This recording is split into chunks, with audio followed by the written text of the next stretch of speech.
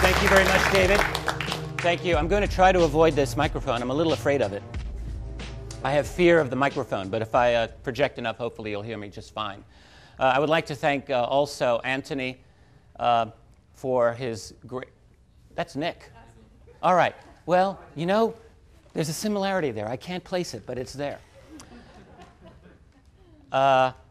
His lovely friend Rachel Reich, who is a very, very fine host to me while I've been here. And I'd also like to thank David, who introduced me and who also helped to organize this conference. I'd also like to thank the gracious Ian Crane for lending me his remote thingy. I think that's the technical name for it, so I'll be using that as well to click along.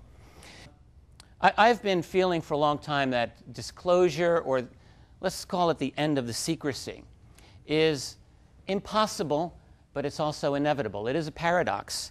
And hopefully I'll be able to explain to you why I think that's the case. There's a number of themes that I want to go into today, so that any kind of disclosure or openness or breaking out of the secret on this topic is going to have to deal with these various issues. First, it's going to have to deal with the very confrontational relationship that we have had with them, whoever them happen to be. And I'll explain that a little more.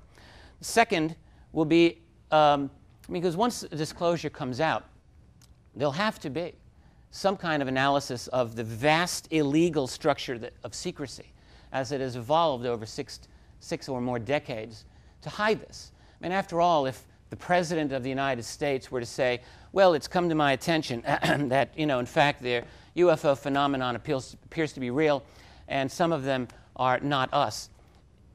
You know, he would like to say, well, now I'm going on vacation for a few months, see ya, but that really won't be possible. There'll be follow-up issues, I'm sure.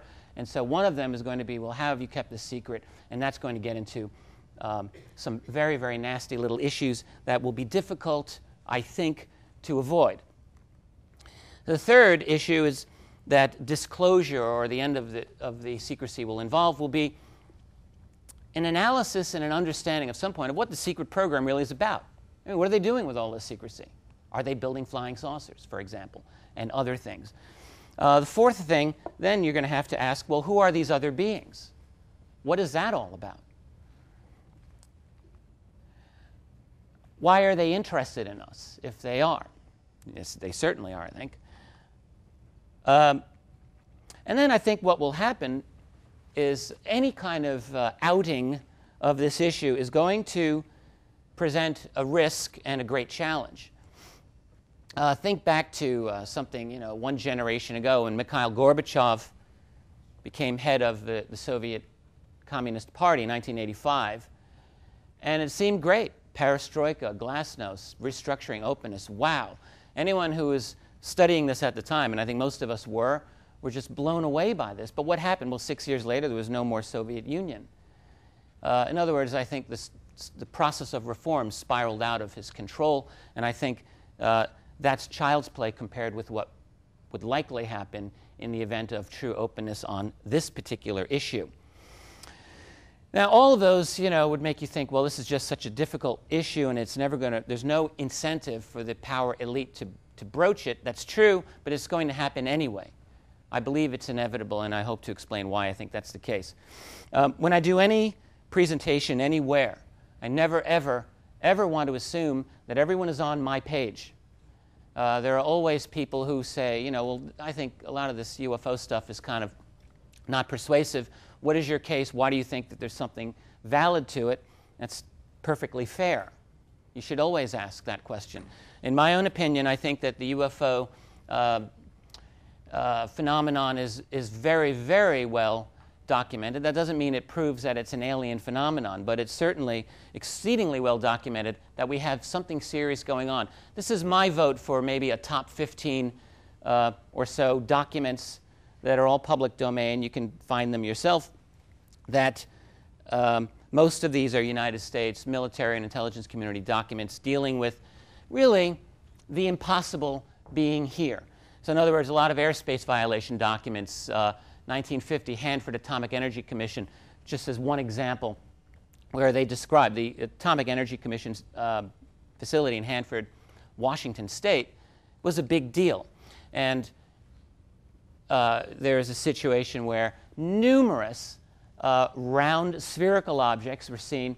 The military brought out anti-aircraft battalions, fighter interceptors, alerted a whole range of agencies, and were unable to, at least in the one memo that we have, they were obviously concerned and they didn't know what these things were.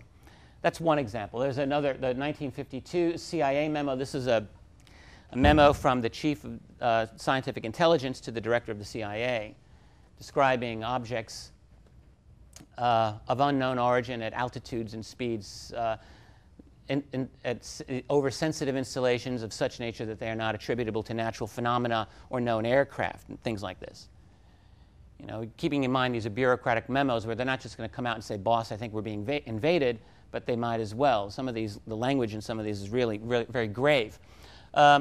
Earlier today, a mention was made of the famous Malmstrom Air Force Base case in which a glowing red object was seen by above-ground personnel hovering over an area where there were 10 or 12 Minuteman missiles below ground, which all went offline. Bing, bing, bing, bing, bing, bing, one after the other.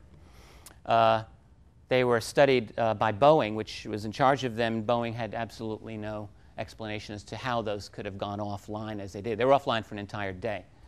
And on and on. The famous Halt memo dealing with the Rendlesham case has certain key factual errors in it, but it's a fascinating and an important memo anyway, and it does confirm that some pretty strange stuff happened at a major base here in Britain. And as a matter of fact, we now know, we have absolute clarity, as Gary Hesseltine mentioned during one of his brief chat here. Colonel Halt has now formally acknowledged that the beams coming down from this object, actually, as Halt had said privately some years before, adversely affected the ordnance. That is, in other words, the nuclear weapons that were being stored there without knowledge of the public. Okay, so what's all that about? Well, you can argue over who's behind the UFO phenomenon, but even if you just take these 15 documents, I really don't think you can have any reasonable mind can argue that there isn't a phenomenon by an unknown entity with extraordinary technology that's just not supposed to exist. So then you can start with that. The frustration that I continually get when I hear these know-nothings get on TV arguing against all of this, and they immediately start with the stupidest objections, like, well, it's impossible for aliens to come here because they're too far away. You know, who's talking about that? All we should be dealing with is what we know is true. Start with empirical observation and take it from there. And then we can puzzle out the details. So anyway, this is my vote for top 15. You could come up with others that are equally good or maybe even a little bit better, but that's a good place to start. So the first real all of that's just a quick prologue to get that out of the way. There's been a long history of provocation and confrontation between the many militaries of the world and these objects. As I indicated, the open literature, some of the documents I just showed you, make this very, very clear that the United States, the UK, and all the major militaries of the world have handled this with very, very serious attention. There have been a long history of attempts to shoot down these unknown objects, as was mentioned earlier by Nick Pope in relation to Milton Torres. But that's one of many, many, many such cases, some of which were even more dramatic than that one. So whatever else is going on, there's trouble in paradise. I mean, in other words, any admission on the reality of this phenomenon is going to have to deal with the fact that we've been having some problems with these objects, whatever that is. Okay? Something's not right. This is just way too many for me to go through. All of this is in my next book, and there's the cover of my next book. I'm happy to say when it comes out, that's what it will look like. all of these, I think, are pretty nicely dealt with. So in other words, some interesting military encounters with UFOs of the 1970s. Some of these are just phenomenal. The Iranian case is probably the most, I think, famous of them. I've been on Coast to Coast Radio a few times with George Norrie, and the last time I was on, George came out of the blue and said, "Well, Richard, what do you think is the strongest and best UFO case of all?" Caught me a little off guard, but I said, well, I think the Iranian case, actually, it's got fabulous documentation from the United States Defense Intelligence Agency. It's got a tremendous amount of personal testimony from the pilots and one of the pilots involved.